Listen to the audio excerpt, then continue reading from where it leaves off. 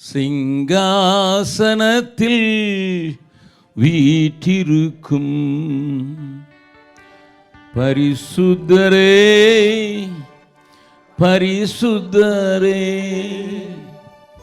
சிங்காசனத்தில் வீற்றிருக்கும் பரிசுத்தரே பரிசுத்தரே, ஆராதனை உமக்கு ஆராதனை, ஆராதனை உமக்கு ஆராதனை, ஆராதனை உமக்கு ஆராதனை, ஆராதனை உமக்கு ஆராதனை. ஏழு விளக்கின் மத்தியிலே உலாவி வரும் எங்கள் பரிசுத்தரே, ஏழு குத்து விளக்கின் மத்தியிலே உலாவி வரும் பரிசுத்தரே, ஆராதனை உமக்கு ஆராதனை, ஆராதனை உமக்கு ஆராதனை, ஆராதனை உமக்கு ஆராதனை, ஆராதனை உமக்கு ஆராதனை. நீர் உரியவர் ஐயா, எங்கள் ஆராதனைக்கு மாத்திரமல்ல எங்கள் வாழ்க்கைக்கு அனைத்துக்கும் நீர் உரியவர், சொந்தக்காரர் சுவாமி. அந்த நினைவோடு முறை சமூகத்தில் இருந்து நாங்கள் பெற்றுக்கொள்ள வேண்டியவளை பெற்றுக்கொள்ள உதவி செய்வீராக. இயேசுவின் மூலம் ஜெபம் கேளும் நல்ல பிதாவே. முதல் ஆராதனையில் நான் பேசின செய்தியை தயவு செய்து சாயங்காலத்தில் யூடியூபில் கேட்கும்படியாக கேட்கிறேன். இந்த இரண்டாவது ஆராதனைக்காக தேவ சமூகத்தை நான் நோக்கி பார்த்தபோது ஆண்டவர் எனக்கு காண்பித்த வசனம் 1 கொரிந்தியர் 13வது அதிகாரம் 13வது வசனம். 1 Corinthians 13 chapter verse 13. இப்பொழுது விசுவாசம் விசுவாசம், நம்பிக்கை நம்பிக்கை, அன்பு அன்பு, இம்மூன்றும் நிலைத்திருக்கிறது, இம்மூன்றும் நிலைத்திருக்கிறது, இவைகளில் அன்பே பெரியது, இவைகளில் அன்பே பெரியது. இந்த வசனத்தை நீங்கள் அடிக்கடி பாராம படித்திருக்கலாம், உபயோகப்படுத்தி இருக்கலாம். கொஞ்சம் தெளிவாக இந்த வசனத்தின் ஆழத்தை புரிந்து கொள்ளும்படியாக உங்களோடு கூட பேசும்படியாக நான் உந்தப்படுகிறேன். ஐயா, நமக்குள்ளே நிலைத்திருக்கிற 3 என்று சொல்லப்பட்டிருக்கிறது என்ன என்பதை குறித்து பவுல் நமக்கு ஒரு வெளிப்பாட்டை சொல்கிறார். விசுவாசம், நம்பிக்கை, அன்பு. மற்றவையெல்லாம் நிலைத்திருக்கக்கூடாதவைகளா? A question comes. பணம் நிலைத்திருப்பதில்லை, எல்லாருக்கும் தெரியும். அழகு நிலைத்திருப்பதில்லை.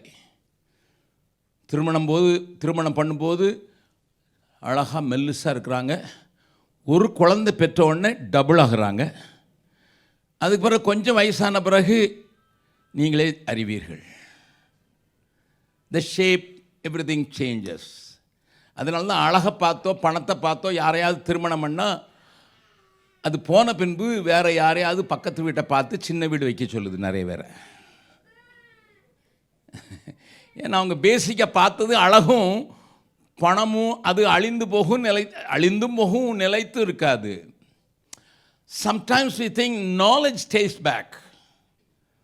நாலேஜ் நம்ம பெறுகிற அறிவு, படிப்பினாலேயோ அல்லது வேலைகளினாலேயோ பெறுகிற அறிவு நமக்கு நிரந்தரமாக இருக்கும்னு சொல்லுவோம்.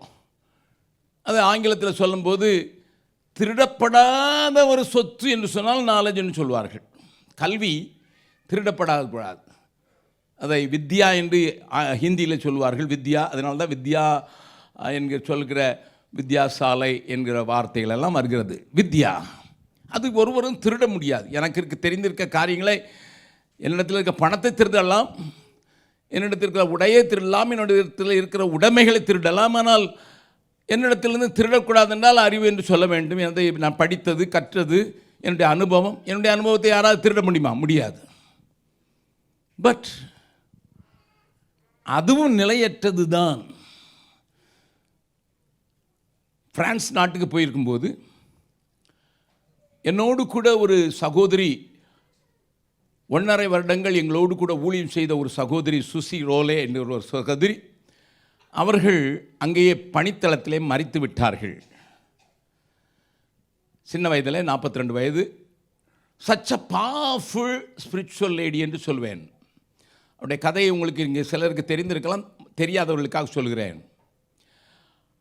அவர்கள் ஒரு பாஸ்டருடைய பிள்ளைகள், 4 பொம்பளை பிள்ளைகள் அவருக்கு, இந்த பாஸ்டருக்கு பையன்கள் கிடையாது.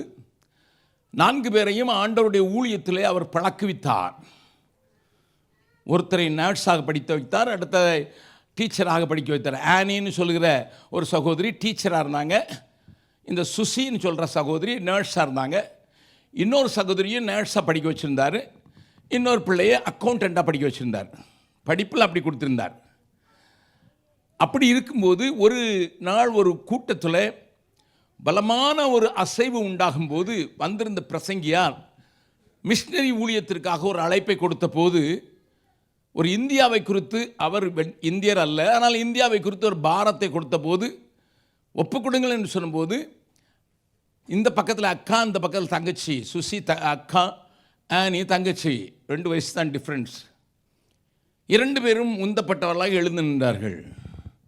உங்களுக்கு தெரிந்திருக்கலாம், பிரான்ஸ் நாசத்தில் நிறைய பேருக்கு இங்கிலீஷ் தெரியாது. And they don't want to learn also. ஆங்கிலம் தெரியாதவர்கள். இந்த 2 பேரும் எழுந்து நின்றார்கள். எழுந்து நின்று ஆராதனைக்கு பிறகு தான் நானும் ஒப்பு கொடுத்தேன், நீனும் ஒப்பு கொடுத்தியா, இந்தியா போகலாமா, சேர்ந்து போகலாம், அப்பாட்ட போய் கேட்கலாம்.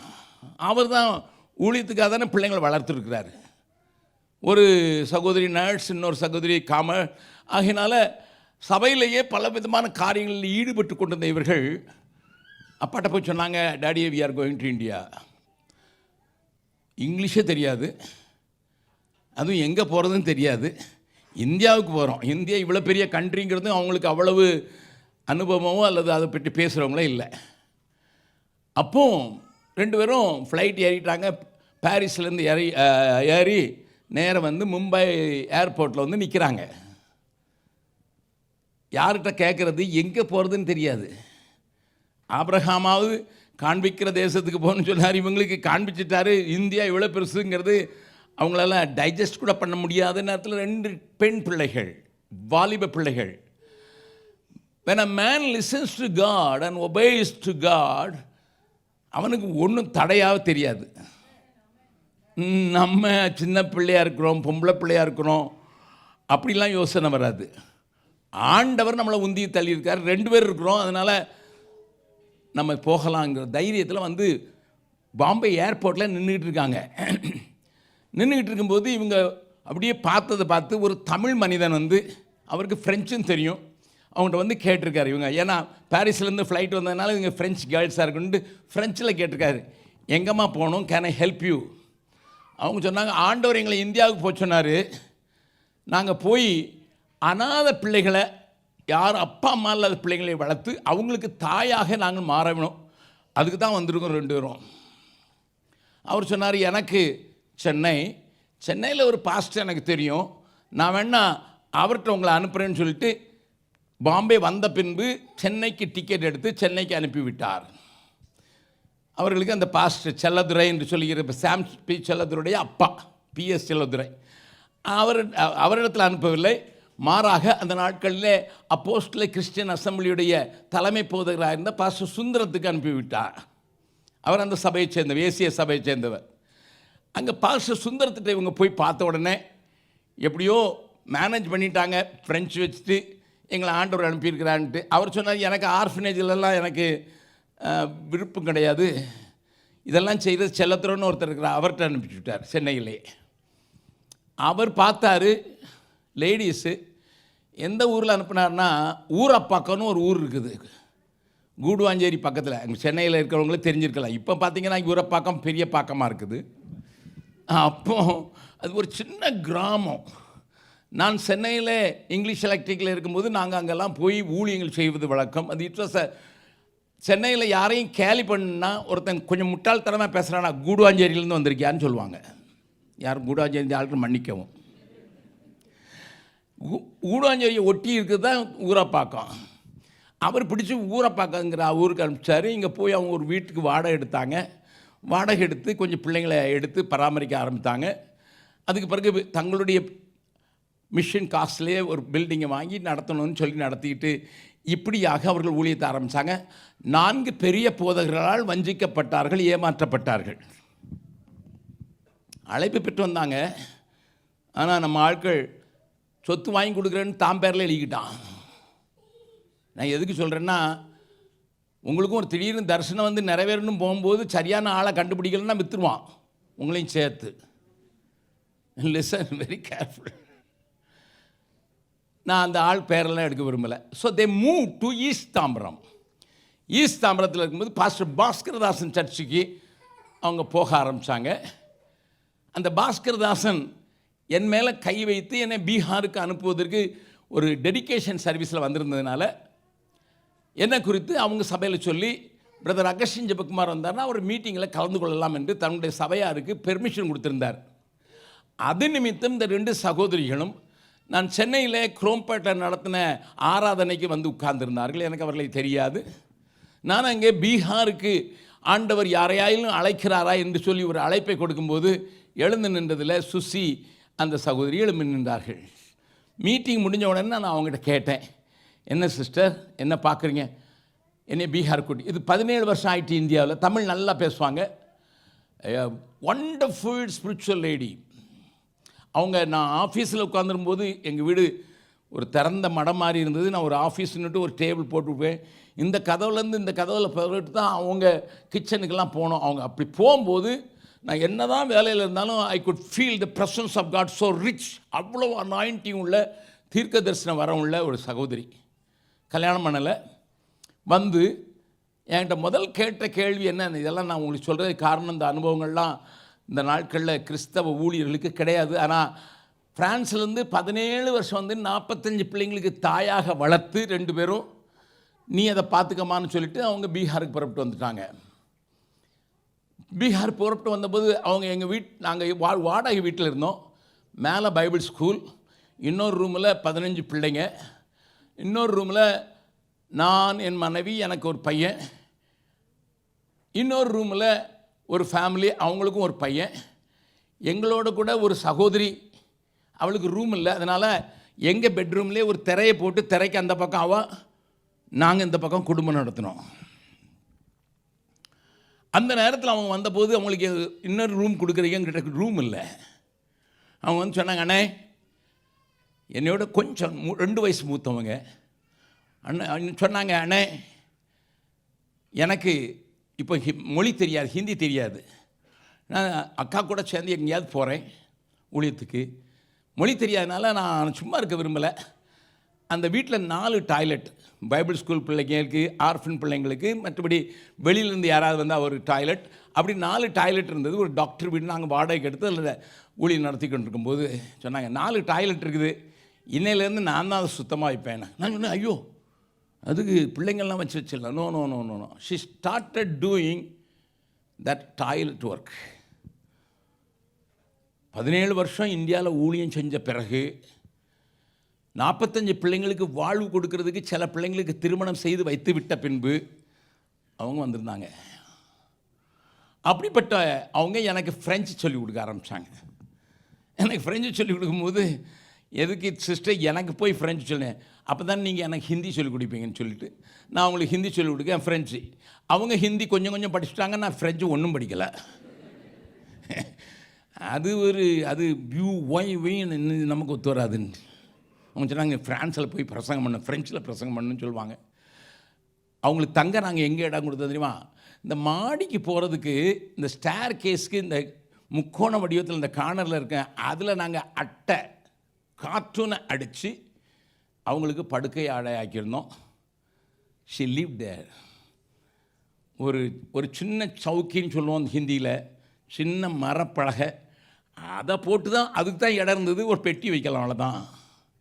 நான் சொன்னேன், இதுதான் இருக்குது சிஸ்டர் வீட்டில், வேறு ஒன்றும் இடம் இல்லை. அவங்க ரொம்ப சந்தோஷமாக அது கீழே இருந்து குளிர்காலத்துலேயும் வெயில் காலத்துலேயும் அந்த இடத்துல இருந்து டாய்லெட்டுக்கு வரணும்னா எல்லா பிள்ளைங்கள்லாம் தாண்டி வரணும். அப்படிப்பட்ட இடத்துல இருந்து ஊழியம் செஞ்சாங்க. அவ்வளோ தாழ்மையான ஒரு சகோதரி. ஒரு நாள் நான் வெளியே போகணுன்னு சொல்லி ஊழியத்துக்கு போகிறேன்னு சொல்லும்போது அவங்களும் நானும் வரட்டுமான்னு கேட்டாங்க. we went as a team, 6 people. நான் சொன்னேன், சிஸ்டர் எங்கேயாவது நீங்கள் ஒரு கதவுன்னு ஒன்று செஞ்சு போட்டிருக்கோம் என்னது அட்டையில், அங்கே உங்களுக்கு நாங்கள் நம்ம தங்க போகிற வீடு மிஷின் பங்களாவில் கதவு கிடையாது, ஏன்னா மண் வீடு, அங்கே வைக்கோலில் தான் படுக்கணும், கஷ்டப்பட மாட்டீங்களே? நோ பிரதர், 2 நாளைக்கு தானே போகிறோம், நான் 2 நாள் மேனேஜ் பண்ணிக்கிடுவேன். டாய்லெட் கிடையாது, ஒரு சின்ன ஒரு நீரூற்று, அதெல்லாம் மாடும் குளிக்கணும், மனுஷனும் குடிக்கணும். அந்த இடத்துக்கு நாங்கள் போய் ராத்திரி அவங்களோட இன்னொரு சகோதரி என் கூட சில ஒர்க்கர்ஸ் நாங்கள் 6 பேர் போய் ஒரு ரூம் தான் இருந்தது, அந்த ரூமில் வைக்கோலை விரித்து அதில் படுத்து தூங்குறதுக்கு அந்த சகோதரி ரெடியாக இருக்கும்போது அவங்க கேட்டாங்க. நான் கேட்டேன் காலையில் எழுந்திரிச்சு, நல்லா தூங்குனீங்களா? இல்லை, நான் முதல்ல சொன்னல அப்படின்னு சொன்னேன். இல்லை brother, God's presence was so rich. நான் இப்போ ஃப்ரான்ஸில் புறப்பட்டு வரும்போது எவ்வளோ ரிச்சாக இருந்ததோ அதை காட்டிலும் டபுள் மடங்கு எனக்கு ரிச்சாக இருந்தது. ஆண்டவர் என்னை இங்கே தான் என் ஊழியம் செய்ய சொல்கிறாரு. நல்லா கவனிங்க, எனக்கு ஒரே கதவு இல்லை, கொள்ளைக்காரங்க அந்த நாட்டில் அதிகமாக இருந்த இடம், துப்பாக்கி தூக்கினவங்க நம்ம பிள்ளைங்களே சுட பார்த்தாங்க, குடிக்கிறதுக்கு தண்ணி கிடையாது, அதில் வர்ற அந்த ஸ்ட்ரீமில் இருந்து வர்ற சின்ன இதில் காத்திருந்து குடிக்கணும், மாடு அங்கே குளிச்சுக்கிட்டு இருக்கோம். அப்படிப்பட்ட இடத்துல இருக்கும்போது நான் சொன்னேன், no sister, no, I cannot allow you to come and stay here. அவங்க கொஞ்சம் பிடிவாதமாக இருந்ததுனால அங்கே அலோவ் பண்ணப்பட்டோம். அவங்கள அலோவ் பண்ணி 2 சகோதரர்கள் ஒரு காவலுக்கு மாறி அனுப்பி இவங்களை அனுப்பும்போது அவங்க 2 வீக்ஸ் இருந்துட்டு கீழே இறங்கும்போது ஒரு காய்ச்சலாவெல்லாம் இறங்கினாங்க.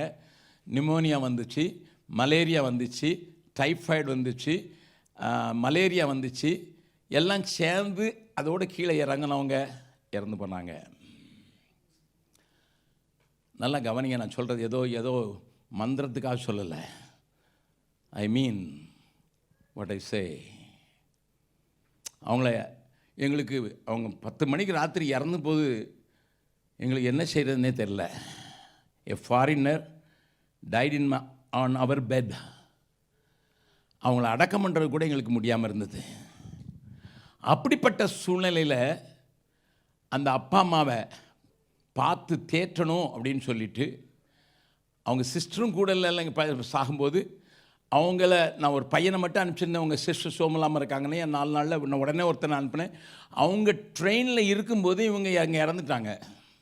அந்த நாட்களில் ஐஸ் பாக்ஸ் எல்லாம் பார்க்க முடியாது, எலக்ட்ரிசிட்டி கிடையாது, ரொம்ப ரேராக வரும். அப்படிப்பட்ட நேரத்தில் இவங்களை நாங்கள் வச்சுக்கிட்டு இருக்க முடியாது, நாங்கள் புதைச்சிட்டோம். சிஸ்டர் வந்தபோது இல்லை. ஆனால் அதனால நான் யூரோப் போகும்போது very purposely went to say hello, பிள்ளைய நீங்கள் எங்களுக்கு பீகாரில் விதைச்சிருக்கீங்கன்னு அப்பாப்பேன். அவங்க 2 பேரும் பயங்கரமான ஊழியக்காரர், பாஸ்டர். மூத்த பிள்ளை நர்ஸாக இருந்ததுனால, கடைசி பிள்ளை அக்கௌண்டண்ட்டாக இருந்ததுனால அவங்க 2 பேரும் சேர்ந்து கவர்மெண்ட்டுடைய உதவியோடு ஒரு 75 வயதானவர்களை பார்க்கறதுக்கு ஒரு ஹோம் உண்டாக்கியிருந்தாங்க. So beautiful, supported by the government as well as the church. Government சின்ன பணம் கொடுக்கும், பண்ணியிருந்தாங்க. அதில் பிரசங்கம் பண்ணுறதுக்கு நான் போயிருந்தேன். இதுதான் இந்த கதை சொல்கிறேன். அங்கே போனால் அங்கே எல்லாம் ஒரு வயசானதுங்க, 70 வயசை தாண்டினவங்க இருக்கிறாங்க. அதில் ஒரு அம்மா இல்லை 5 அம்மா கையில் டெடி பேர் வச்சுக்கிட்டு தூங்குடான்னு சொல்லிக்கிட்டு இருக்கு. அவங்க மனநெல்லாம் அப்படி மாறப்பட்டிருந்தவங்களுக்கு 75 பேரை உட்கார வச்சு இறங்க ஈவினிங் மீட்டிங்கில் பிரசங்கம் பண்ண சொல்கிறாங்க. அப்போ அதில் ஒருத்தர் வீல் சேரில் கொண்டு வந்தாங்க. அவர் திறந்த வாயை மூடவே இல்லை. நான் கேட்டேன், இவர் எப்படி சாப்பிடுவார்னு. வாய் திறந்தானே இருக்கு, நாங்கள் ஊட்டுவோம், அது உள்ளே போய்கிட்டே இருக்கோம். அந்த நிலைமையில் இருந்தவரை இவரை பற்றி கொஞ்சம் சொல்லுங்க அப்படின்னு சொன்னேன். எனக்கு டிரான்ஸ்லேட் பண்ணது எமில் டாலியர் அப்படின்னு சொல்லி ஒரு பில்லிகிராம், டாக்டர் பில்லிகிராமுக்கு டிரான்ஸ்லேட் பண்ண அப்புறம் அவர் அந்த ஹோமில் இருந்தார். அப்போ அவர் சொன்னார், இவர் தான் பிஜோ இன்ஜின் கண்டுபிடிச்ச ஆள். ஃப்ரான்ஸில் இருக்கிற பிஜோ இன்ஜின், இப்போ நீங்கள் அது ஃபேமஸ் இன்ஜின், இதை கண்டுபிடிச்சதே இவர் தான். இப்போ எப்படி இருக்கார்? ஒன்றும் தெரியாது, வாயை திறந்துட்டு இருக்கார், அவ்வளோதான். பக்கத்தில் கைப்பிடி சொல்லுங்க, நீ என்னதை தான் கண்டுபிடிச்சாலும் அறிவு சில நேரம் போயிடும். நீ வாயை பழந்துட்டு தான் உட்காந்துட்ருக்கணும். இன்னும் சிலருக்கு டிகிரியை பின்னால் போடுறதுல பயங்கர ஆசை. அதனால தான் சாதாரண பாஸ்டர் கூட என்னத்தையாவது டிடி பிடி என்னத்தையாவது போட்டு விசிட்டிங் கார்டு இவ்வளோ நிலம் வச்சுருக்காங்க. Man take pride over his degrees, his knowledge. Doctor அவர் இவர். ஓகே, டாக்டராக இருக்கவங்க டாக்டர் போட்டால் பரவாயில்ல. மெட்ரிக் ஃபெயில் ஆன ஆளும் டாக்டர்னு போட்டிருக்காங்க, என்ன செய்கிறது? சிலர் கையெழுத்தே போடுறான் டாக்டர்னுட்டு. why I say this, அறிவு நிலச்சி நிற்காது. வித்யாவை, அதாவது அறிவை யாரும் திருட முடியாதுன்னு சொல்லலாம், பட்டு அது திருடாமலே ஓடிடும். பக்கத்தில் சொல்லுங்க, அறிவு பெருத்தவன் நோவு பெருத்தவன். That's what my Bible says. ஆமாம், படித்து படித்து படித்து படித்து படித்து படித்து. ஆமாம், ட்ரெயினில் ஒருத்தனை ட்ராவல் பண்ணிகிட்டு இருந்தேன். எதிர்த்தால் இருந்தவர்கிட்ட பேசணுன்னு ஆசையாக இருந்தது. அவருக்கு ஒரு 55 வயசு இருக்கும். நான் சொன்னேன், சார் மே நோ அபவுட் யூன்னு கேட்டேன். அவர் சொன்னார், அவர் எட்டி பார்த்துட்டு, முதல்ல உங்களை பற்றி சொல்லுங்கள், நான் சொல்கிறேன்னாரு. நான் இப்போ என்ன செய்கிறீங்கன்னு கேட்டேன். இப்போ பிஹெச்டி பண்ணிக்கிட்டு இருக்கேன்னாரு. இந்த வயசில் போய் பிஹெச்டி பண்ணிட்டுருக்கேன் என்னன்னு கேட்டேன். இது 4வது பிஹெச்டி யூனிவர்சிட்டியில். 3 பிஹெச்டி முடித்தது, இன்னும் 4வது பண்ணிக்கிட்டு இருக்காரான். ஸ்டூடெண்ட்னா என்னைய தன்னை இன்ட்ரடியூஸ் பண்ணதுனால நான் சொன்னேன், இதெல்லாம் நிலச்சி நிற்குன்னு நினைக்கிறீங்களா? தெரியும் சார், தெரியும் சார், எனக்கு இது நிலச்சி நிற்காதுன்னு தெரியும். ஏன்னா நான் 3 பிஹெச்டி பண்ணியாச்சு, இப்போ 4வது பண்ணிக்கிட்டு இருக்கேன், எனக்கு தெரியும். அப்போ நான் கேட்டேன், உங்கள் வீட்டுக்காரம்மா என்ன செய்கிறாங்கன்ட்டு. அவள் நான் முதல் பிஹெச்டி சொல்லும் போதே போயிட்டா. நான் கேட்டேன், என்னையா பிஹெச்டி பண்ணது கூடலான்னு இருந்துருக்கோம், போயிட்டான்னா. அவள் சொல்லிட்டா, பிஹெச்டி நீ வச்சுக்க, எனக்கு என்ன பொறுத்த மட்டும் பெர்மனன்ட்லி ஹெட் டேமேஜ்டு, அதுக்கு பேர் தான் பிஹெச்டி. யாரும் பிஹெச்டி இருந்தால் நான் தயவு செஞ்சு மன்னிச்சிங்க. Permanently head damage. Man is spending money to have knowledge and knowledge and knowledge. அழகு மாயை நிலைத்திடாதே, அதை நம்பாதே மயக்கிடுமே. பாடலாமா? கொஞ்சம் கொஞ்சம் நினச்சி பார்த்து பாடுவோம். அழகும் மாயை நிலைத்திடாதே, அதை நம்பாதே. அழகும் மாயை நிலைத்திடாதே, அதை நம்பாதே மயக்கிடுமே. மரணம் ஓர் நாள் சந்திக்குமே, மறவாதே உன் ஆண்டவரை, வருவாய் தருணம் இதுவே அழைக்கிறாரே. வல்ல ஆண்டவர் இயேசுவண்டை, வருவாய் தருணம் இதுவே அழைக்கிறாரே. வல்ல ஆண்டவர் இயேசு. மறுபடியும் ஒரு தடவை பாடலாமா? அழகும் மாயை நிலைத்திடாதே, அதை நம்பாதே மயக்கிடுமே. அழகும் மாயை நிலைத்திடாதே, அதை நம்பாதே மயக்கிடுமே. மரணம் ஓர் நாள் சந்திக்குமே, மறவாதே உன் ஆண்டவரை, வருவாய் தருணம் இதுவே அழைக்கிறாரே. வல்ல ஆண்டவர் இயேசுவண்டை, வருவாய் தருணம் இதுவே அழைக்கிறாரே. வல்ல ஆண்டவர் இயேசுவண்டை. அப்போ உலகத்தில் எதுவுமே நிலைச்சிருக்காது, நிலைச்சிருக்கிறது 3 தான். அது நமக்கு சொந்தம். விசுவாசம், நம்பிக்கை, அன்பு. பக்கத்தில் கை கொடுத்து, பாக்கியவான் பிரதர், நீங்கள் நிலைச்சிருக்கிறத இயேசு கிறிஸ்துவிடத்தில் வந்ததுனால பெற்றுக்கொண்டீங்க. நீங்கள்லாம் விசுவாசி ஆனதுனாலே ஒரு துள்ளி குதிக்கணும். எவ்வளோ பெரியப்பா அம்பானி ஆகட்டும், அதானி ஆகட்டும், நீ எந்த ஆணியாக இருந்தாலும் சரி, ஐ டோன்ட் கேர். உங்ககிட்ட இருக்கிறதெல்லாம் நிலையில்லாதது, எனக்கிட்ட நிலையான ஒன்று இருக்குது. அப்போ ஆண்டோட்ட வர்றது தான் பெரிதான காரியம் உலகத்தில். I can declare this anywhere. அதனால தான் நம் பாக்கியசாலிகள். அதனால தான் பவுல் எழுதுகிறாரு, நம்மளது விசுவாசம் நம்பி. என்ன டிஃப்ரென்ஸ் பிரதர் அகஸ்டின் ஜெபகுமார்? என்ன டிஃப்ரென்ஸ் அன்புக்கு, விசுவாசத்துக்கு, நம்பிக்கைக்கு? என்ன பவுல்கிட்டே கேட்கலாம். கொலோசியர் 1வது அதிகாரம், கொலோசியர்கள் நிருபம் 1வது ஃபர்ஸ்ட் சாப்டர் ஆஃப் கொலோசியன்ஸ் 3, 4, 5 வசனங்களை வாசிக்கலாம். கிறிஸ்து இயேசுவின் மேலுள்ள உங்கள் விசுவாசத்தையும் பரிசுத்தவான்கள் எல்லார் மேலுள்ள உங்கள் அன்பையும் குறித்து நாங்கள் கேள்விப்பட்டு பரலோகத்தில் உங்களுக்காக வைத்திருக்கிற நம்பிக்கை நிமித்தம் நம்முடைய கர்த்தராகிய இயேசு கிறிஸ்துவின் பிதாவாகிய தேவனுக்கு ஸ்தோத்திரம் செலுத்தி எப்பொழுதும் உங்களுக்காக வேண்டுதல் செய்கிறோம். இங்க 3 வார்த்தையும் யூஸ் பண்றதுல நமக்கு ஒரு தெரிஞ்சுக்கணும். விசுவாசம் யார் மேல? சொல்லுங்க எல்லாரும். உங்க பைபிள் என்ன இருக்குன்னு பார்த்து சொல்லுங்க, இல்லைன்னா இங்கேயாவது பார்த்து சொல்லுங்க. இயேசு கிறிஸ்துவின் மேல விசுவாசம். அடுத்தால பரிசுத்தவான்கள் எல்லார் மேல இல்லை. சிலர் பைபிளில் வம்புன்னு போட்டிருக்கு. வம்பையும் குறித்து.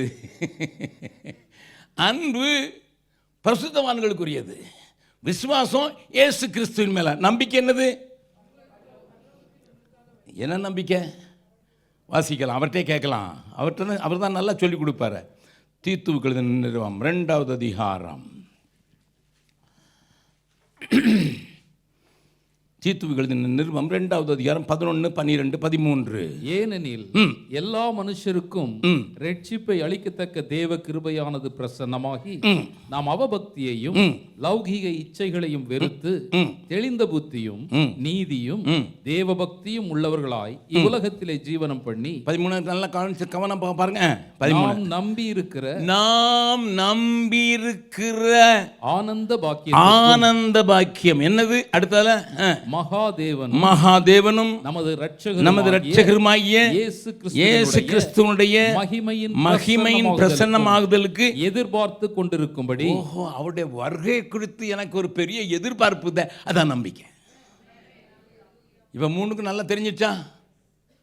மறுபடியும் சொல்றேன். விசுவாசம் கிறிஸ்து இயேசுவின் மேல, அன்பு என்னோடு கூட இருக்கிற சக விசுவாசிகளோடு கூட, நம்பிக்கை அவர் வருவார் என்கிற எதிர்பார்ப்பு. விசுவாசத்தை தொடக்கினது யாரு? தொடக்கிறவரும் முடிக்கிறவரும் அவர் தான். நமக்கு நல்லா தெரியும். விசுவாசின் யார் பேரில் வைக்கிறோம்? என்னதில் விசுவாசம் வச்சுருக்கீங்க? ஒழுங்காக கோயிலுக்கு போனால், இல்லைன்னா காணிக்க ஒழுங்காக கொடுத்தா, ஜபத்திலெல்லாம் ஒழுங்காக கலந்து கொண்டா எனக்கு கேட்குறதெல்லாம் தருவார், அப்படி வச்சுருக்கீங்களா? என்ன விசுவாசம்? எதுக்கு விசுவாசிக்கிறீங்க ஆண்டவரை? சொல்லுங்க. வசனம் போதிக்கிற சபையில் தானே பேசுகிறேன். எதுக்கு ஏன் விசுவாசிக்கிறீங்க? நித்திய ஜீவனுக்கா? சரி, வேற? விசுவாசிக்கிறேன்னு சொன்ன உடனே ஒன்று ஞாபகம் வரணும். வாசிக்கலாமா? ஆமாம். யாக்கோபு 2:19, ஜேம்ஸ் 2nd chapter. பட் தேவன் ஒருவர் உண்டென்று விசுவாசிக்கிறாய். நல்லா கவனிங்க, இந்த வசனம் நல்லா கவனிங்க. தேவன் ஒருவர் உண்டென்று விசுவாசிக்கிறாய். ஏன்னா நம்ம 33 கோடி தேவர்களை கும்பிட்டு கொண்டிருந்தவர்கள். இயேசு கிறிஸ்துவில் வரும்போது ஒரு தேவன் என்று உண்டென்று விசுவாசித்தவர்கள். ஆகையினால் விசுவாசிக்கிறாய். அப்படி செய்கிறது நல்லதுதான், ரொம்ப நல்லதுப்பா. பிசாசுகளும் விசுவாசித்து நடுங்குகின்றன. இப்போ பக்கத்தில் இருக்கவங்களுக்கு கையை பிடிச்சிக்காங்க. நீங்கள் விசுவாசிக்கிறீங்களா? விசுவாசி தானா? ஆனால் விசுவாசித்து நடுங்குதான் பா. அவன் பிசாசுக்கும் எனக்கு என்ன விசுவாசம்? கேட்டு வச்சுருங்க. பக்கத்தில் ஒய்ஃப் இருந்தால் கேட்காதீங்க. What's the difference between the devil and me? அதுவும் விசுவாசிக்குது, நடுங்குது. நானும் விசுவாசிக்கிறேன். விசுவாசித்தால் மாத்திரம் போதாது, கீழ்ப்படுகிறேன். ஆபிரகாம் விசுவாசித்து கீழ்ப்படிந்தான். அப்போ நம்மகிட்ட இருக்கிறது கீழ்ப்படிதல் விசுவாசத்தை சார்ந்தது. அது ஞானஸ்தானத்தில் காட்டுறோம். நான் இனிமே உமக்கு எல்லாத்துலேயும் கீழ்ப்படிவேங்கிறது தான் ஞானஸ்தானம். பழைய மனுஷன் என்னது? கீழ்ப்படியாத மனுஷன். பழைய மனுஷன் யார்? ஆதாம் யார்? கீழ்ப்படியாதவன். இயேசு கிறிஸ்துக்குள்ள வந்ததுனால அவர் கீழ்ப்படுகிறவர். எப்போ வரைக்கும் கீழ்ப்படித்தார்? மரணம் அறிந்தும், சிலுவையின் மரணம் அறிந்தும். பக்கத்தில் கேளுங்க, ஞானஸ்தானம் எடுத்துட்டிங்களா? கொஞ்சம் யாராவது ஒருத்தர் இருப்பாங்க, எடுக்காத ஆள் இருப்பாங்க. எங்களுக்கு சின்ன வயசுல தண்ணி தெளிச்சிட்டாங்கன்னு சொல்லுவாங்க. தண்ணி தெளித்தா விட்டுட்டேன்னு அர்த்தம். முழுகி ஞானஸ்தானம், மனம் திரும்பி முழுகி ஞானஸ்தானம் எடுத்திருந்தா சோத்திரம். மறுபடியும் பாருங்க, அவங்க என்னைய பார்க்காதீங்க, ஏன்னா அந்த ரொம்ப நல்லா இருக்குன்னு நினச்சிங்களா? பக்கத்தில் இருக்கவங்களை பாருங்க, இன்றைக்கி அது பாருங்கள், பார்த்து கேளுங்க. ஞானஸ்தானம் எடுத்த அன்னைக்கு 100க்கு 100 கீழ்ப்படிவேன்னு ஒப்பு கொடுத்தீங்களா? அது எப்படி பிரதர்? 2ஆம் ஆதாமுக்குள்ள வந்தாச்சு. 1ஆம் ஆதாமில் இருக்கிறது கீழ்ப்படியாமை. 2ஆம் ஆதாமுக்குள்ள வந்தது இப்போ எனக்கு கீழ்ப்படிதல். It's a part of my life. கொஞ்சம் இடிக்குது. யாரோ ஒருத்தர் பின்னால் சொல்ல, இன்னொருத்தர் ஞானஸ்தானம் எடுக்க சொல்கிறாரோ. I find it difficult to obey God.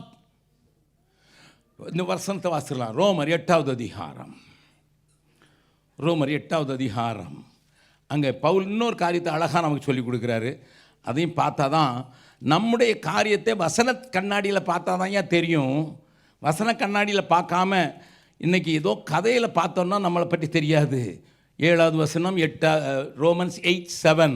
எப்படி என்றால் மாம்ச சிந்தை தேவனுக்கு விரோதமான பகை. அது தேவனுடைய நியாய பிரமாணத்துக்கு கீழ்ப்படியாமலும் கீழ்ப்படிய கூடாமலும் இருக்கிறது. ஓஹோ, ஐ வாண்ட் டு ஒபே. இப்படி மாம்ச சிந்தை எனக்குள்ள இருந்ததுன்னா கீழ்ப்படிய விடாது. அது கணவனுக்கும் கீழ்ப்படிய விடாது, சபைக்கும் கீழ்ப்படிய விடாது, சமுதாயத்துக்கும் கீழ்ப்படிய விடாது, சட்டத்திட்டங்களுக்கும் கீழ்ப்படிய விடாது. ஏன்னா உள்ள மாம்ச சிந்தை இருக்குண்டா அவனை கீழ்ப்படிய வைக்கவே முடியாது.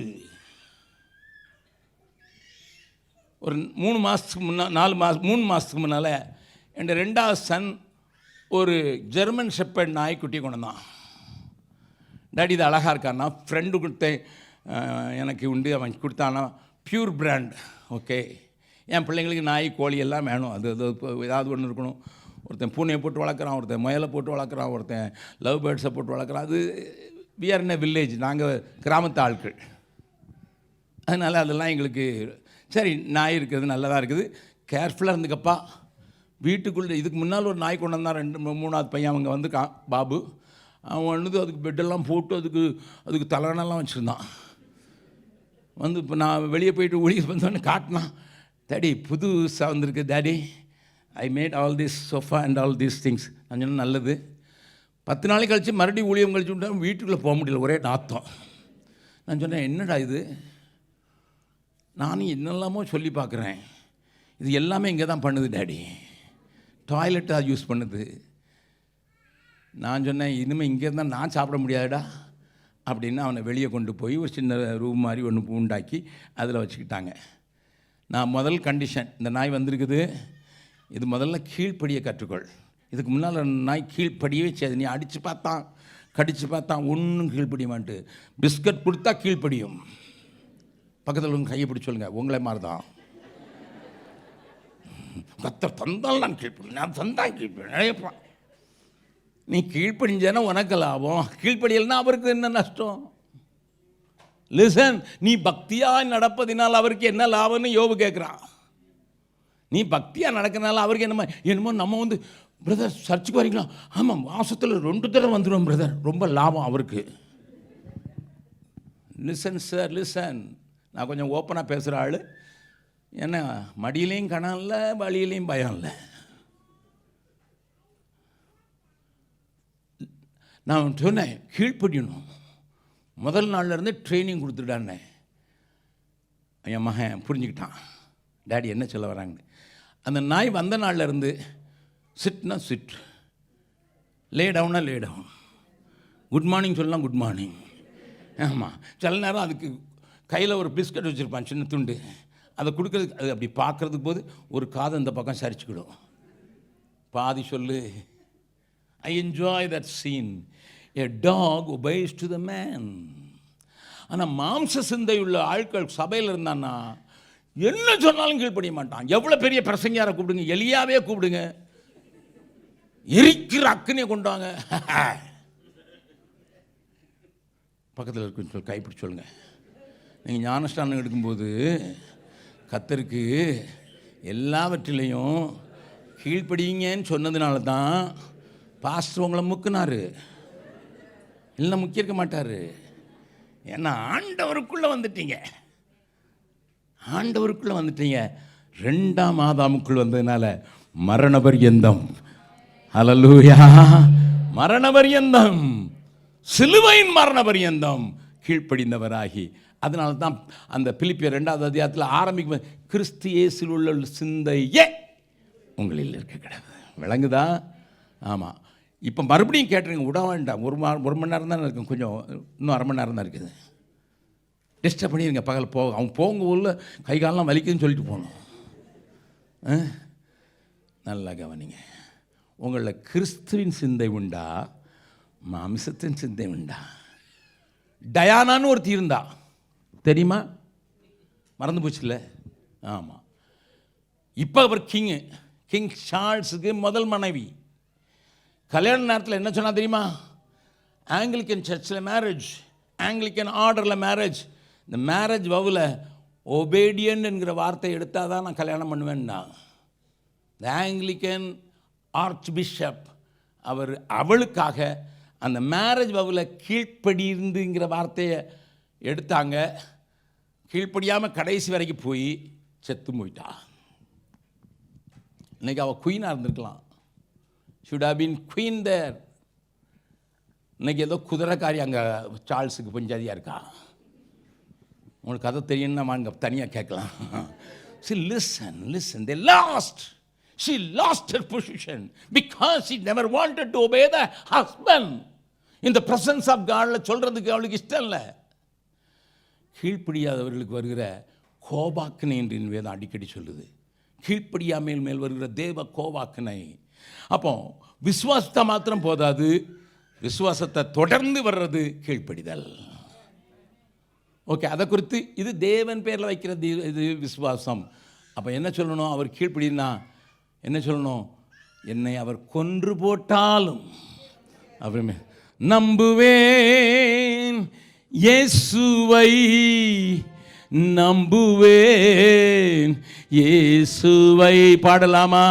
அத்திமரம் துளிர் விடாமல் ஆட்டும் மந்தை முதலற்றாலும், அத்திமரம் துளிர் விடாமல் ஆட்டும் மந்தை முதலற்றாலும், கர்த்தருக்கு காத்திருப்போ வெட்கப்பட்டு போவதில்லை. கர்த்தருக்கு காத்திருப்போ வெட்கப்பட்டு போவதில்லை. நம்புவோம் இயேசுவை, நம்புவோம் இயேசுவை, நம்புவோம் இயேசுவை, நம்புவோம். இன்னொரு தடவை பாடலாமா? அத்திமரம் துளிர் விடாமல் ஆட்டும் மந்தை முதலற்றாலும், அத்திமரம் துளிர் விடாமல் ஆட்டும் மந்தை முதலற்றாலும், கர்த்தருக்கு காத்திருப்போர் வெட்கப்பட்டு போவதில்லை. கர்த்தருக்கு காத்திருப்போர் வெட்கப்பட்டு போவதில்லை. உயர்த்தி நம்புவோம் இயேசுவை, நம்புவோம் இயேசுவை, நம்புவோம் இயேசுவை நம்புவோம், இயேசுவை. விசுவாசத்தை பற்றி கொஞ்சம் பார்த்துட்டோம். அவர் செய்து முடித்த கிரியைகளின் மேலே நான் விசுவாசித்து அவருடைய கிருபையினாலே ரட்சிக்கப்பட்டேன். அதற்கு அடையாளமாக ஞானஸ்நானம் எடுக்கிறேன். என்ன சொல்கிறேன்? விசுவாசிக்கிறதுனால கீழ்ப்படிவேன். வெறும் விசுவாசித்திருந்தா எனக்கும் பிசாசுக்கும் ஒரு வித்தியாசம் இல்லை. ஓகே, அடுத்தால நம்பிக்கை. நம்பிக்கை குறித்து நம்ம பார்த்தோம். கிறிஸ்து அங்கே இருந்து வருவதை எதிர்பார்த்து கொண்டிருக்கிற அந்த அனந்த பாக்கியம். எப்போ வருவார்? டிவியில் சொல்லுவாங்க, அந்த வாராரு, இந்த வாராரு. ஆமாம், எங்கப்பா வராரு? ஆமாம், இப்போ அந்த பேப்பர் காற்றுல இப்படி வரும்ல இந்த பக்கமாக, அப்போ வந்துடுவார். அப்படிலாம் ஒரு சின்ன சின்ன காரியத்துக்கும் அர்த்தம் போதிச்சு உங்களை பயமுறுத்தி வராரு வராரு வராரு, என்னமோ பூச்சாண்டி பிடிக்க போகிற மாதிரி. சிலர் பிரசங்கத்தில் பயமுறுத்துறது, வராரு வராரு. வீட்டில் பிள்ளை கீழ்ப்படினா அப்பா வந்தால் பெல்ட் எடுப்பார், வராரு, உடனே பிள்ளை சாப்பிடும். இல்லை, நல்லா கவனிங்க. எனக்கு அவர் வர்றாருங்கிறது ஆனந்த பாக்கியம். ஏன்னா நான் சொல்ல முடியும், பரலோகமே என் சொந்தமே என்று காண்பேனும். அந்த வாஞ்சியோடு வாழ்கிறவனுக்கு எப்போ வருவீங்க? எட்டி எட்டி பார்த்து அண்ணாந்து பார்த்து கண் பூத்து போகுதே,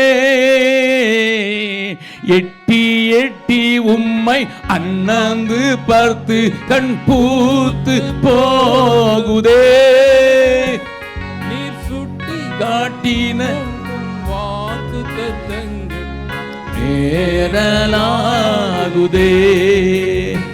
நீர் சுட்டி காட்டி போன வாக்கு தத்தம் நீரை வேறலாகுதே. சாலேமின் ராஜா சங்கையின் ராஜா சுவாமி வாருமே, இந்த தாரணி மீதினில் ராஜ்யம் செய்திட ஜடுதி வாருமே. சாலேமின் வெயிட் வெயிட் வெயிட். இந்த ஆலயத்தின் கதவு திறக்கும்போது இயேசு வந்துட்டார்னா எத்தனை பேருக்கு சந்தோஷமாக இருக்கும்? உண்மையை சொல்லணும், உண்மை தானே? ஆண்டவர் இருந்தால் தூக்கிட்டு போயிடுவார். ஒருவேளை மனைவி ரசிக்கப்படாமல் இருந்தால், இல்லை மாமியார் ரசிக்கப்படாமல் இருக்கட்டும், அது கைவிடப்பட வேண்டிய கேஸ். இல்லை பிள்ளை ரசிக்கப்படலாம். அப்போ எதிர்பார்த்து இருக்கிறவன் எப்படி வாழ்வான்? எப்படி அது கையில் காலையாவது விழுந்து பிள்ளைகிட்ட கேளு, ரசிக்கப்பட்டிருப்பா, சீக்கிரம் வரான்னு சொல்கிறது ஈஸி. நீ எப்படி உன் பிள்ளைகிட்ட சிலர் சட்டை பெரிய சைஸாக வாங்கி கொடுப்பாங்க. அவன் சொல்லுவான், எல்லா பிள்ளைங்களும் டைட்டாக போட்டுக்கிட்டு இருக்கான், நீங்கள் எனக்கு இப்படி தொலைன்னு இன்னும் 2-3 வருஷம் வச்சு போடலாம். அதாவது 3 வருஷம் இயேசு வரக்க மாட்டார். நான் இன்னைக்கு பிரசங்கத்தில் சொன்னேன், பில்டிங்கை 500 வருஷம் ஸ்டெபிலிட்டி சர்டிஃபிகேட் வாங்குறாங்க சர்ச்சுக்காரங்க. எத்தனை வருஷம்? 500 வருஷத்துக்கு ஸ்டெபிலிட்டி. நிறையா காசு செலவழிச்சு ஸ்டெபிலிட்டி சர்டிஃபிகேட் வாங்கியிருக்காங்க 500 வருஷத்துக்கு. என்ன சொல்கிறாங்க? வரமாட்டார். இந்த செத்தை போயிட்டு வரணும்னு சொன்னார். தமிழ் பாசையில் சொல்ல அப்படி தான், இந்த செத்தை போயிட்டு வரந்தாங்க போனார் 2000 வருஷம் நீ செத்து போனது ஆகலை, சீக்கிரம் வருவேன்னு சொன்னார், இதோ சீக்கிரம் வருவேன்னு. மறுபடியும் பக்கத்தில் கையை பார்த்து 2 கண்ணுக்குள்ளே பார்த்து சொல்லுங்க, அவர் வருகைக்கு எப்பவும் ஆயத்தமாக இருக்கீங்களா? கஷ்டம்தான் பிரதர். கல்யாணத்துக்கு காடெல்லாம் வச்சிட்டேன் பிரதர், கல்யாணத்துக்கு காத்துக்கிட்டு இருக்கேன் பிரதர். அவர் கொஞ்சம் நிறுத்தி வர சொல்லுங்க, கையை பிடிச்ச பிறவாது வர சொல்லுங்க ஐயா. அப்ப நினைச்சிருக்கிற நம்பிக்கை என்ன? வந்தார்னா ஓடி போயிடுவோம், அவ்வளோதான், ஃபினிஷ். அங்கே அழுகையும் இல்லை, புலம்பலும் இல்லை, வியாதியும் இல்லை. Every day you start with an expectation. காலையிலோ மாலையிலோ அதிகாலையிலோ எவ்வேளையிலோ, அப்படி தான் வேதமே சொல்லுது. அப்படி தான் சாலலாம் ஒழிஞ்சும் பாடினாங்க. நல்ல கவனிங்க அருமையானவர்களே. Today's Christendom is talking about living comfortable in this world. The early Christendom which I saw when I was an young man, இந்த புவி எனக்கு சொந்தமல்ல என்று நேசர் எழுந்து போனாரே, அது அப்படி சொல்லி கொடுத்தாங்க. இப்போ ரெண்டாவது வரையெல்லாம் பற்றி பேசுகிறதே கிடையாது. ஆடுவோம், பாடுவோம், கொண்டாடுவோம், குத்தாட்டம் போடுவோம். I tell you, stupid things are happening and we are become the victims of that. I'm not talking about the denominational church. I'm talking about the spiritual, so-called Pentecostal churches. Pastors சேர்ந்து கூடும், பெரிய பெரிய ஊழியக்காரனும் வயசாயிட்டாலும் ஆடுறான். If I expect the Lord any moment, ஒரே ஒரு வசனத்தை மட்டும் பேதுருட்ட கேட்டுரும். அவர் என்ன சொல்கிறார் பார்க்கலாம், வாசிக்கலாம். 2 பேதுரு 3வது அதிகாரம். 2 பேதுரு 3வது அதிகாரத்தில் பேதுரு என்ன சொல்கிறாங்க? 10:11. கர்த்தருடைய நாள் இரவிலே திருடன் வருகிற விதமாய் வரும். இரவிலே திருடன் வருகிற விதமாய் வரும். அப்பொழுது வானங்கள் மடமட என்று அகன்று போம். பூதங்கள் வெந்து உருகி போம். பூமியும் அதில் உள்ள கிரியைகளும் எரிந்து அழிந்து போம். இப்படி இவைகள் எல்லாம் அழிந்து போகிறதா இருக்கிறபடியினால் நீங்கள் எப்படிப்பட்ட பரிசுத்த நடக்கையும் தேவ பக்தியும் உள்ளவர்களாய் இருக்க வேண்டும். தேவனுடைய நாள் சீக்கிரமாய் வரும்படி மிகுந்த ஆவலோடு காத்திருங்கள். போதும். எவ்வளவு பரிசுத்தமாக நடக்கணுமோ, எவ்வளவு கரையற்றவர்களாக நடக்கணுமோ, எவ்வளவு மற்றவங்களை புண்படுத்தாமல் நடக்கணுமோ, எவ்வளவு மற்றவங்களை ஹர்ட் பண்ணாமல் நடக்கணுமோ, எவ்வளவு மற்றவங்களோட ஒப்புரவாகி நடக்கணுமோ, எவ்வளவு மன்னிக்க வேண்டுமோ அப்படி காத்திருங்கள். இந்த 2வது நிருபத்தை எழுதும்போது என் சாவு சீக்கிரம் இருக்குதுன்னு தான் பேதுரு எழுதுகிறாரு. சீக்கிரம் இந்த கூடாரத்தை விட்டு போகிறேன். போகிற போக்கில் என்னையா சொல்லிங்க, இதெல்லாம் அழிஞ்சு போவோம், பார்க்குறதெல்லாம் அழிஞ்சு போவோம். ஆகினால பரிசுத்தமாக இருக்கிறவன் இன்னமும் பரிசுத்தமாகட்டும், நீதி செய்கிறவன் இன்னமும் நீதி செய்கிறவன். தட் ஷுட் பி, அதுதான் நம்மளுடைய தாரக மந்திரமாக இருக்கணும். காலையில் எந்திரிக்கும் போதே, கண்ணை திறந்துக்கிட்டு துடைக்கும் போதே, நீ காலையில் ஏசு வந்தார்னா, முகத்தை போய் கண்ணாடியில் இப்போ ஏசு வந்தார்னா, பல் வழக்கமே இப்போ ஏசு வந்தார்னா, வேலைக்கு போகும்போது இப்போ ஏசு வந்தார்னா. If you have that sense the back of your mind, you will keep yourself holy. யாரும் பார்க்கல, நான் கொஞ்சம் யூடியூப்பில் இல்லைன்னா வாட்ஸ்அப்பில் இல்லைன்னா ஃபேஸ்புக்கில் இல்லைன்னா அந்த கழுதை இந்த கழுதை எல்லாம் போட்டு கொஞ்சம் பார்த்து கொஞ்சம் ரெண்டா நீங்கள் பார்த்துக்கிட்டு இருக்கும்போதே ஏசு வந்துட்டார்னு வைங்களேன். நீங்கள் பார்த்துக்கிட்டு இருக்கீங்களே, என்னெல்லாமா பார்க்குறீங்க? நீங்கள் என்ன பார்க்குறீங்கன்னு உங்களுக்கு தானே தெரியும். சிலர் ராத்திரி 12 மணிக்கு கீழே தான் குசு குசு குசு குசு குசு, அதெல்லாம் அந்த நேரத்தில் ஏற்று வந்துட்டானா, அது உங்களை பரிசுத்தமாக காத்துக்கொள்ளும். சரி, அதை குறித்து பேசலை. உண்மை அன்பு, நிலைத்திருக்க அன்பு. யார் மேலே? பரிசுத்தவங்க மேலே. அன்பு கூறுவேன் இன்னும் அதிகமாய், நல்லது தப்பு. ஆனால் வம்போடு நடப்பேன் என் சகோதரனோடு. சண்டைக்குள்ளே சர்ச்சுக்குள்ளே சண்டை போடுவேன், குடும்பத்துக்குள்ளே சண்டை போடுவேன், மைத்தினிக்கிட்ட சண்டை போடுவேன், மாமனார்ட்ட சண்டை போடுவேன், மாமியார்ட்ட சண்டை போடுவேன், அன்பு கூறுவேன் இன்னும் அதிகமாய். பைபிள் அப்படி சொல்லலை சார், அது இருக்குது. அதை காட்டிலும் விசுவாசம் நிலைத்திருக்கிற அன்பு என்ன தெரியுமா? பரிசுத்தவான்களிடத்தில் காண்பிக்கிற அன்பு. இப்போ நான் உங்களுக்கு ஒன்று சொல்லிக் கொடுக்க போகிறேன். 5 நிமிஷம் முடிச்சுன்னு நினைக்கிறேன். எனக்கு இது 10:30 ஆகலை, இன்னும் 5 நிமிஷம் இருக்குது எனக்கு குறிக்கப்பட்ட நேரம். நம்மிடத்தில் 3 முக்கியமான உறுப்பு இருக்குது. ஒன்றுக்கு பேர் லீவர். நர்சஸ்லாம் இருப்பீங்க, டாக்டர்ஸ் இருக்கலாம். லிவர், ஆமாம். ஈரல், அது பிறகு ஒரு ஹார்ட், அது பிறகு ஒரு லங்ஸ். கொரோனா நேரத்தில் எல்லாருக்கும் லங்ஸை கொடுத்து பெரிய பயம் இருந்தது. லங்ஸில் இன்ஃபெக்ஷன் வந்துடக்கூடாது. நல்லா கவனிங்க. இந்த மூணும் என்னதுன்னு சொல்கிறேன் பைபிள் படி. இந்த நுரையீரலுக்கு பேர், நுரையீரல் இருக்குதா லங்ஸ், அதுக்கு பேர் என்னை பொறுத்த மட்டும் நம்பிக்கை. அவரை பார்க்குறதுனால நம்பிக்கை. முதல்ல சொல்லிடுறேன், அதுக்கு பிறகு எக்ஸ்பிளைன் பண்ணுறேன். அது பிறகு இந்த ஹார்ட் இருக்கு பாருங்க, அதுக்கு பேர் விசுவாசம். அதுக்கு பிறகு ஈரல் இருக்கு பாருங்க, அதுக்கு பேர் என்னது என்னது அன்பு. நல்லா கவனிங்க, இந்த நுரையீரல் விரியுது போகுது, விரியுது போகுது. கொரோனா நேரத்தில் பார்த்துருப்பீங்க, கொஞ்சம் மூச்சு திணறின உடனே என்னத்தை போட்டு பார்க்குறீங்க? ஆக்சிமீட்டர். 96, 95, 91 வந்துட்டு, அரே 80 ஆயிடுச்சு, அரே டாக்டரை கூப்பிடு. அப்போ இதுக்கு என்ன வேணும்? என்ன வேணும்? சாதாரணமாக இருக்கணும். இந்த ரூமில் எல்லாத்துலேயும் ஆக்சிஜன் இருக்கணும். அதுக்கு பேர் நம்பிக்கை. நுரையீரலுக்கு ஆக்சிஜன் இருந்தால் சாதாரண மூச்சு விடலாம். ஆக்சிஜன் குறையாக இருந்தது, ஒரே புகையாக இருந்ததுன்னு நினச்சிவீங்க உங்களுக்கு. நான் சின்ன சயின்ஸ் கிளாஸ் எடுக்கிறேன். ஆக்சிஜனுக்கு O2, ஆக்சிஜனுக்கு கெமிஸ்ட்ரி நேம் வந்து O2. ஆனால் அதுக்கு விரோதமானது இருந்து நம்ம மூச்சு எடுக்கும்போது ஆக்சிஜன் எடுக்கிறோம், வெளியே விடும்போது கார்பன் டை ஆக்சைடாக போகுது. கார்பன் டை ஆக்சைடுக்கு என்னது? CO2. ஓஹோ, நல்லா படிச்சிருக்கீங்க, அதான் அங்கே வந்திருக்கீங்கல்ல. ஆமாம், நம்ம எந்த சூழ்நிலையில் இருக்கணும்?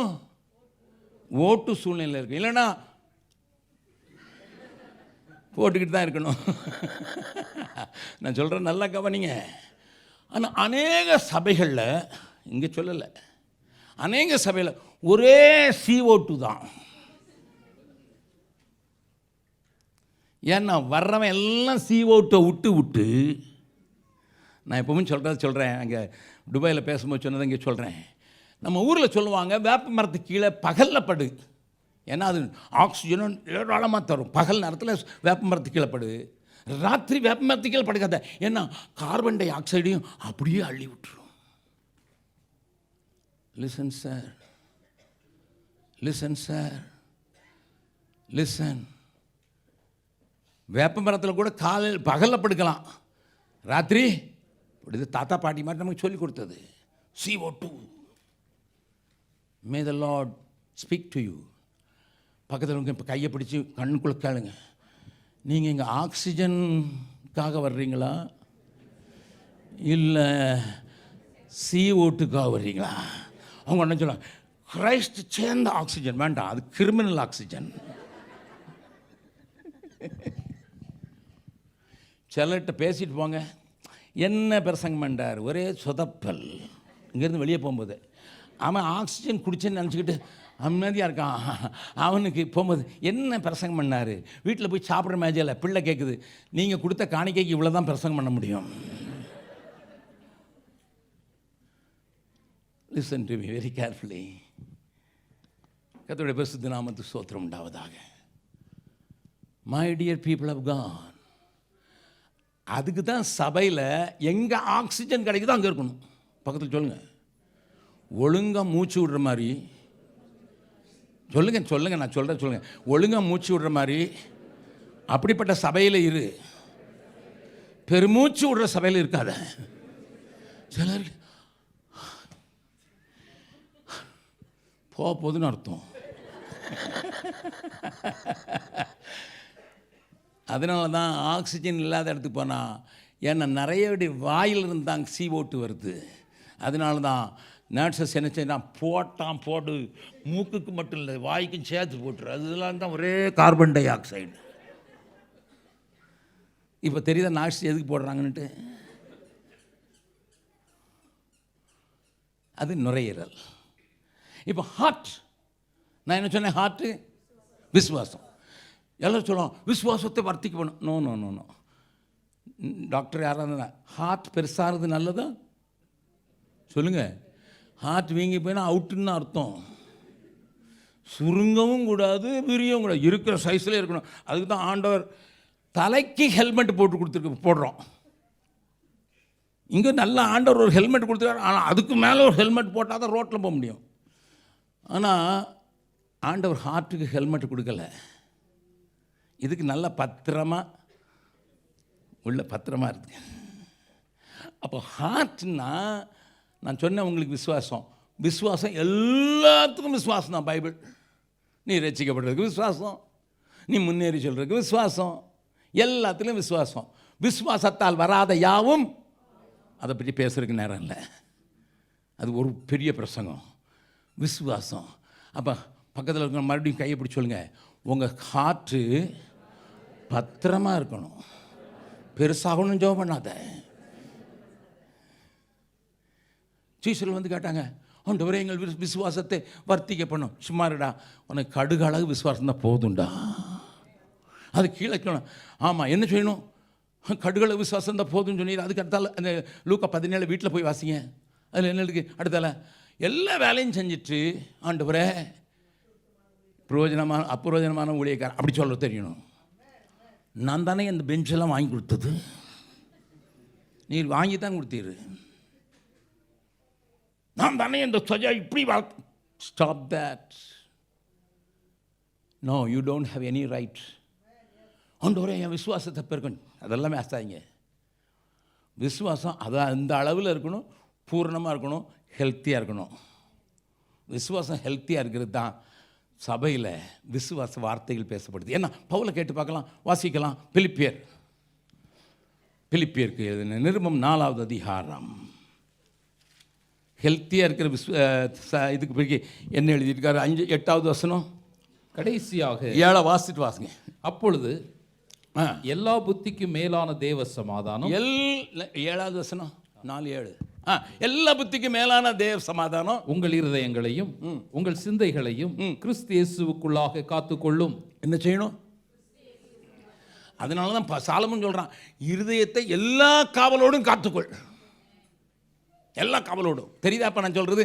எல்லா காவலோடும் காத்துக்கொள்ளும். என்ன? சிந்தையை காத்துக்கொள்ளும், இருதயங்கள், தேவ சமாதானம். அப்போ அடுத்த வசனம் கடைசியாக சகோதரரே உண்மை உள்ளவைகள் எவைகளோ, ஒழுக்கம் உள்ளவைகள் எவைகளோ, நீதி உள்ளவைகள் எவைகளோ, கற்புள்ளவைகள் எவைகளோ, அன்புள்ளவைகள் எவைகளோ, நற்கீர்த்தி உள்ளவைகள் எவைகளோ, புண்ணியம் எதுவோ, புகழ் எதுவோ, அவைகளையே சிந்தித்துக் கொண்டிருங்கள். தம்பி ஹியூபர்ட், அவைகளையே அப்படி போட்டிருக்குல்ல? அவைகளை சிந்தி கொண்டு போட்டிருக்கு. உங்கள் பைபிள் எப்படி போட்டிருக்கு? அவைகளையே. பக்கத்தில் வந்து சொல்லுங்கள், அவைகளையே சிந்தித்து கொண்டிருங்க. ஏதாவது வாயில் வார்த்தை வந்துன்னா அடிப்பேன். சொல்லுங்கள் நீங்கள் உங்கள் ஃப்ரெண்டுக்கு. இன்றைக்கி அந்த பிரதர் பார்த்தியா, ஒரு மாதிரி இருந்தார். நான் நினைக்கிறேன் திருடுற மாதிரி முழிக்கிறான், என்னையுமோ சேட்டை பண்ணுறான். இந்த சிஸ்டர் பார்த்தியா, நீ கட்டின சாமினி கலரே சரியில்லை, அவங்க கலருக்கு ஏற்ற மாதிரி கட்ட வேண்டாமா, இருக்கிறது கருப்பு, இதில் வேறு கருப்பை உடுத்திட்டு வந்திருக்கா, கொஞ்சம் லைட் கலராக கட்டிடுவேன். இதெல்லாம் பக்தி விருத்தி உண்டாக்கும். என்ன இது? புண்ணியத்தை உண்டாக்கும், புகழை உண்டாக்கும்.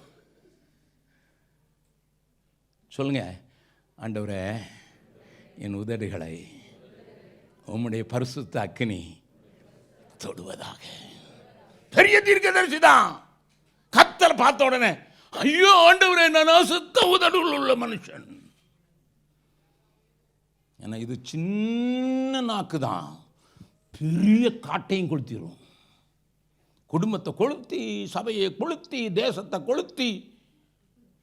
இதுக்கு அவ்வளோ பாதுகாப்பு. எலும்பு இல்லை, அதனால ஆண்டவர் தண்ணிக்குள்ளே போட்டு வச்சிருக்கிறாரு. நாக்க தண்ணிக்குள்ளே போட்டு வச்சிருக்காருன்னா அக்னி. Listen, sir. The Christian life is a beautiful life.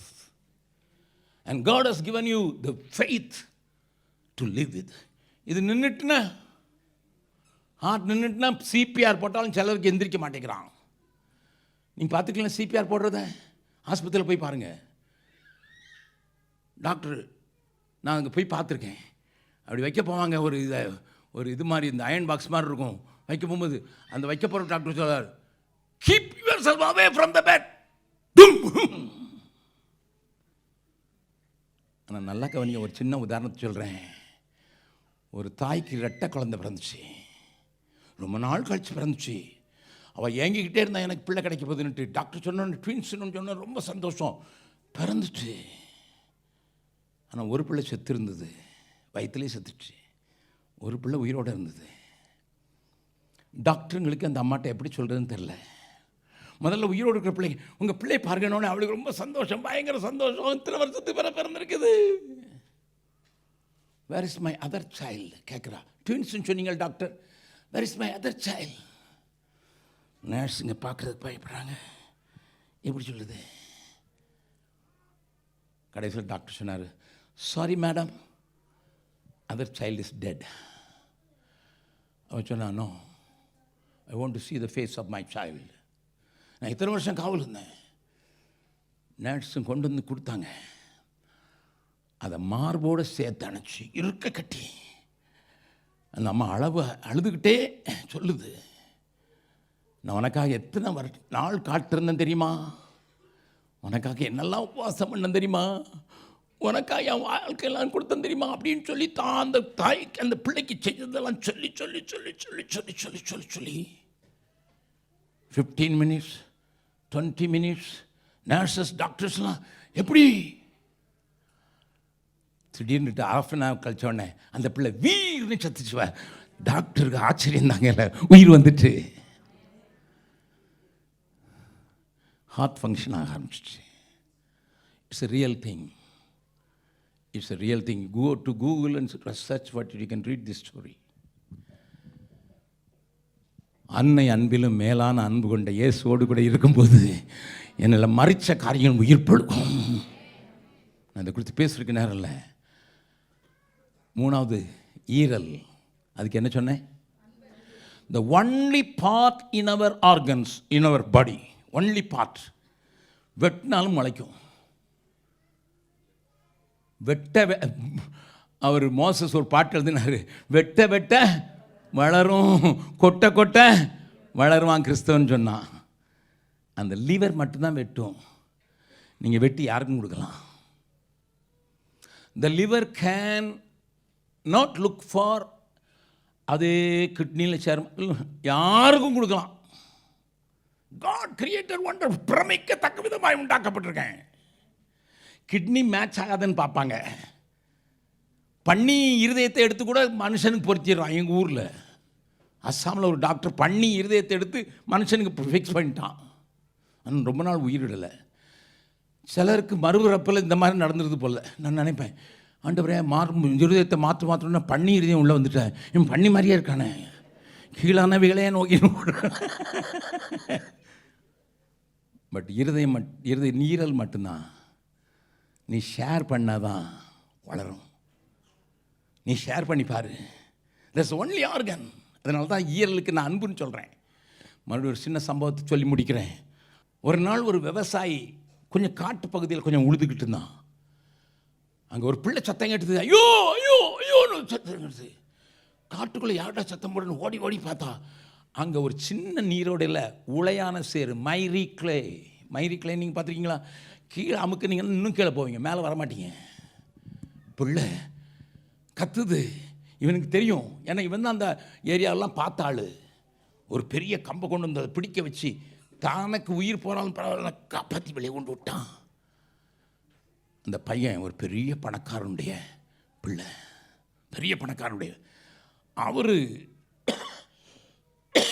அந்த விவசாயி தேடி அந்த நாட்களில் காரே இல்லாத நாட்களில் அவர் ஒரு காரில் பெரிய பணக்காரன் வந்து நின்று இந்த ஃபார்மருக்கு நன்றி செலுத்த வந்தார். ஐயா, நான் உங்களுக்கு என் பிள்ளையை காப்பாற்றுறதுக்கு நான் உங்களுக்கு காசு தர வந்தேன். எனக்குள்ள மனிதாபிமானம் இருந்தது, எனக்குள்ள இயேசுவின் மேலே விசுவாசம் இருந்தது. உன்னிடத்தில் அன்பு கூறுவது போல பிறண்டத்தில் அன்பு கூறுவாயான்னு சொல்லியிருக்காரு என் இயேசு, அதனால காப்பாற்றினேன். என் பிள்ளைக்கு அப்படி நேற்று நான் காப்பாற்ற மாட்டேன்னா அப்படிங்கும்போது அப்படியே குட்டி பையன் ஓடி வந்தான். அவனை பார்த்து, இவன் என்ன நீர் தான் ஒன்றும் வாங்க மாட்டேங்கிற, இவனை படிக்க வைக்கட்டுமான்னு கேட்டார். அந்த விவசாயினுடைய பேர் ஃப்ளமிங், அந்த குட்டி பையனோட பேர் அலெக்சாண்டர். படிப்பெல்லாம் he was the best student in the medical college and he was the one invented penicillin. பென்சிலினை கண்டுபிடிச்சது யார் தெரியுமா? Alexander Fleming. ஆனால் என்ன நடந்தது தெரியுமா? இந்த பையன் இவரை காப்பாற்றினானே, அவனுக்கு நிமோனியா வந்துட்டு, பயங்கர நிமோனியாவில் மரணத்துக்கு போராடி கொண்டிருக்கிறான். டாக்டருங்க அந்த பிள்ளைக்கு பென்சிலின் கொடுத்து உயிரோடு எடுத்துட்டாங்க. அங்கே பென்சிலை கண்டுபிடிச்ச அந்த ஆள் இந்த பிள்ளைக்கு உயிரோடு வைக்கிறதுக்கு காரணமாயிட்டார். அலெக்சாண்டர் ஃப்ளமிங் கண்டுபிடிச்ச அந்த பென்சிலினால் உயிர் பெற்றது தான் சர்ச்சில் எங்கள் prime minister, one of the great prime ministers of Great Britain. அவன் உயிர் காப்பாற்றின மட்டும் இல்லை, ஒரு நாளில் இங்கிலாந்து பிரைம் மினிஸ்டர் ஆகிட்ட. பக்கத்தில் சொல்லுங்க, நன்மை செய்வதில் சோர்ந்து போகாதீங்க, கஞ்சத்தனமாக வாழாதீங்க, எல்லாம் உனக்குனே வாழாத. அன்பு பெருகணுன்னா அடுத்தவனுக்கு கொடுத்தா தான் பெருகும். பொத்தி பொத்தி வைக்கிறவன் பொத்தலாகி போடுவான். இப்போ விசுவாசம் வேணுமா? காத்துக்கொள்ளுங்கள். நம்பிக்கை வேணுமா? அதற்குரிய இடத்துல இருங்க. அன்பு பெருகணும்னா கொடுத்து பாருங்க. I learned. I don't have money. போன மாதம் ஒருத்தர் 1 லட்ச ரூபா அனுப்புனார். எதுக்கு தெரியுமா? என் மனைவிக்கு பேம்பர்ஸ் வாங்குறதுக்கு. Because she is under bed. அண்ணா ரொம்ப செலவாகுதுன்னு கேள்விப்பட்டேன். I give 1 lakh, one friend. ஏத்தால ஒரு தம்பி உட்காந்துட்டு இருக்கான். அண்ணே, அந்த கூட்டத்தை நான் ஒழுங்கு பண்ணியாச்சு, அதுக்கு காசு இருக்குல்ல அண்ணே, கொஞ்சம் ஜோம் பண்ணிக்கண்ணே. காசு இல்லைன்னு சொல்லுங்கன்னா அர்த்தம் என்னன்னு தாங்க. I just gave that money to him. அண்ணனுக்கு அக்காவுக்கு வந்தது. My God will look after her. நான் என்ன மேன்மைப்படுத்துறேன்னு நினைக்காங்க. I never kept any money. I don't have money. I don't have money for my children. I don't have any savings. ஏன்னா December 31 என் மனைவிக்கிட்ட இருக்கிறதையும் நாங்கள் 0 பேலன்ஸ் ஆகிட்டு 1ஆம் தேதியிலேருந்து விசுவாசத்தில் வாழ கற்றுக்கொண்டவங்க. நான் வெளிநாட்டு பணத்தை தொட்டதில்லை. எனக்கு ஜெம்ஸ் சம்பளம் கொடுக்க முடியாது. என் வீட்டுக்கு வந்து யாராவது காணிக்க கொடுக்கறது மட்டும்தான். நான் என் பிள்ளைங்களை வளர்க்குறதுக்கும் என்னை காப்பாற்றுறதுக்கும் மனைவியை உயிரோடு வச்சுருக்கிறதுக்கும் ஆண்டவர் உதவி செஞ்சுருக்கிறார். கைவிட்டாரா? ஐ லேர்ன்ட், வெட்டி கொடுத்தா அது வளர்ந்துக்கிட்டே இருக்கும். தன் சொந்த குமாரன் என்றும் பாராமல் அவரையே தந்தவர் அவரோடு கூட எல்லா நன்மைகளையும் தராமல் இருப்பது எப்படி? எல்லாரும் கண்களை மூடலாம்.